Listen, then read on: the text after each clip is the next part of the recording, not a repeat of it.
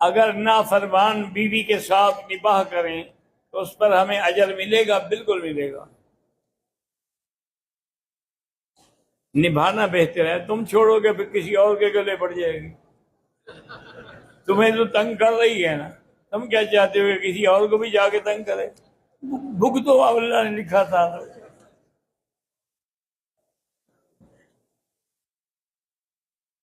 हरम के अतराफ में जो छोटी छोटी मसाजिद हैं, बिल्कुल अल्लाह के बंदे और सारी मस्जिद हराम में हैं। इंशाअल्लाह वहां भी अल्लाह एक का लाख देंगे। मैं एहराम बांध के आया था कि बीमार हो गया, सर्दी लगी, तो मैंने पाँव पर भी और सर पे भी कंबल डाला। तो ऐसी कोई बात नहीं है, इंशाअल्लाह आपका उम्रा ठीक है।